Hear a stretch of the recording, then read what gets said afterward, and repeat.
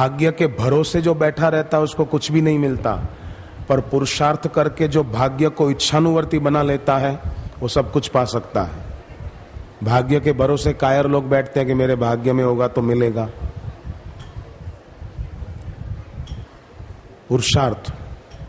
भगवान राम के आदेश अनुसार वानर सेना ने जब समुद्र पे पुल बनाया, जामवंत जी भगवान के पास गए कि प्रभु सेतु का निर्माण हो चुका है, अब आप आकर के निरीक्षण कर लीजिए एक बार।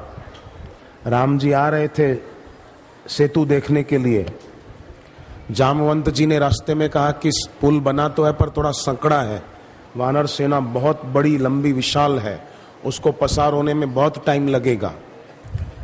राम जी आकर खड़े रहे उस सेतु पर जो वानर सेना ने बनाया था। समुद्र में चारों तरफ नजर डाली तो जितने भी जलचर जीव थे वो पानी के ऊपर आ गए। राम जी ने कहा, जामवंत तुम कहते थे ना पुल संकड़ा बना है, अब चारों तरफ पुल ही पुल है, जिसको जहां से जाना हो पैर रख कर जाओ। ये जलचर जीव धोखा नहीं देंगे, एंड टाइम पर पानी में अंदर नहीं डूब जाएंगे। ये बेवफा नहीं है। बेवफाई और धोखेबाजी का ठेका तो कई मनुष्यों ने लिया है, और उसमें भी इलेक्ट्रॉनिक मीडिया वाले कई।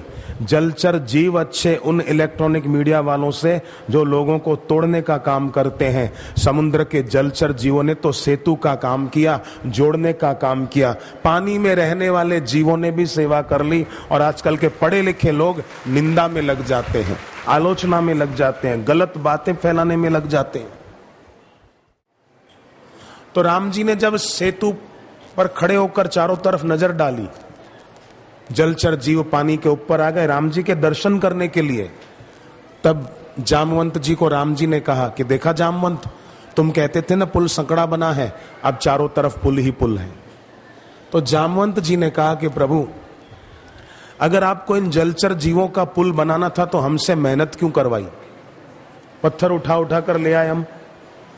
राम जी ने कहा, जामवंत ये जलचर जीव बाहर क्यों आए? बोले आपके दर्शन करने को।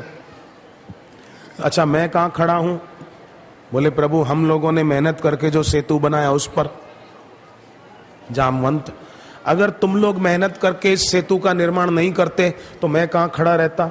अगर मैं नहीं खड़ा रहता तो जलचर जीव बाहर कैसे आते और ये जलचर जीवों का पुल कैसे बनता? जामवंत, हर मनुष्य को चाहिए कि वो पुरुषार्थ का सेतु बनाए, कृपा का सेतु मैं बना दूंगा अपनी तरफ से। और तुम्हारी कृपा में सुख गने रहे, उनकी कृपा में सुख ही सुख है, और उनकी कृपा कभी कम नहीं होने वाली है और खत्म नहीं होने वाली है। हनुमान चालीसा में आता है ना, विद्यावान गुणी अति चातुर, राम काज करिवे को आतुर, प्रभु चरित सुनिवे को रसिया, राम लखन सीता मन, सूक्ष्म रूप धरि सियहि दिखावा, विकट रूप धरि लंक जरावा, भीम रूप धरि असुर संहारा। तो कैसे हनुमान जी हैं? अपने स्वामी के काज संवारते हैं, रामचंद्र जी के काज संवारे। हनुमान जी ने प्रेरणा दी है, भक्त हो तो ऐसा। भगवान को और भगवत प्राप्त गुरु को परेशान करे वो भक्त नहीं है, वो कम भक्त है। पर भक्त हनुमान जी रामचंद्र जी के काज संवारे।